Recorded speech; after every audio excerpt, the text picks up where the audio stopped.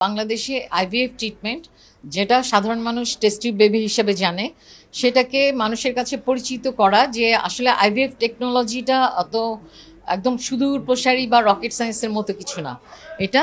আর আরেকটা হচ্ছে আরও আইভিএফ এর ভিতরে যে শুধু টেস্ট টিউব বেবি তৈরি করা ছাড়াও আরও মোর রিফাইন্ড বা খুব উন্নত মানের যেই চিকিৎসাগুলো আছে, যেমন যে peri implantation genetic testing PGT, যাদের বারবার বাচ্চা নষ্ট হয় বা বাচ্চা কনজেনিটাল অ্যানোমেলি থাকে বা মিসক্যারেজ বা আইভিএফ করেও বাচ্চা হচ্ছে না, তাদের কিন্তু পিজিটি করা দরকার। তো এই পিজিটি টেকনোলজিটাকে আমরা আমাদের আইভিএফ সেন্টারে আনছি, সেটাকে মানুষকে জানানো।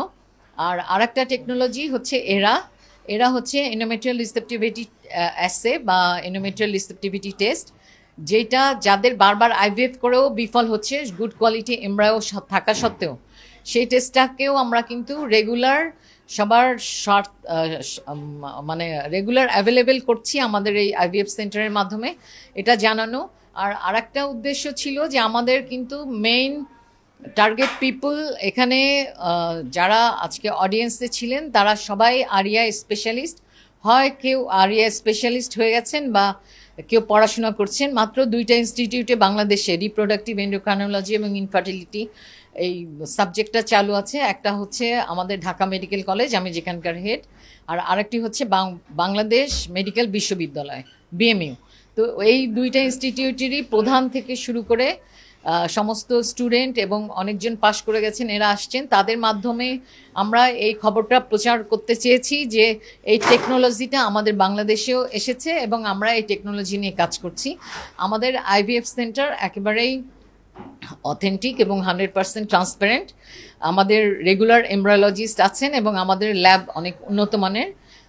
জাস্ট এই জিনিসটা মানুষের সাথে শেয়ার করা এবং বাংলাদেশের লোক যেন উৎসাহিত হয়ে আমাদের দেশে চিকিৎসা নেন, কারণ বাংলাদেশ থেকে কিন্তু এই আইভিএফ পারপাস দিয়ে অনেক বেশি বৈদেশিক মুদ্রা অন্য দেশে চলে যায়।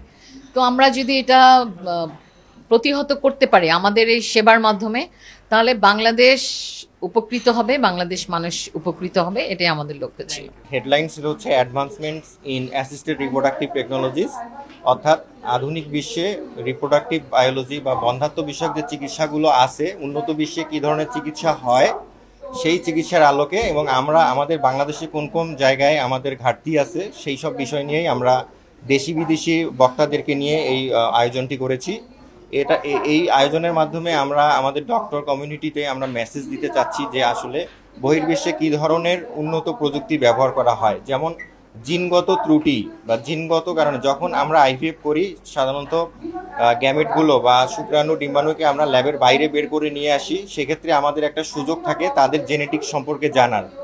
আধুনিক বিশ্বে এখন সাধারণত তারা সবসময় যখন আইভিএফ বেবিগুলোকে ট্রান্সফার করে, সেটা জিনগত ত্রুটি আছে কি না সেগুলো পরীক্ষা করে তারা ট্রান্সফার করে, যেটি আমাদের দেশে এখনও এই উন্নত টেকনোলজিগুলো নেই।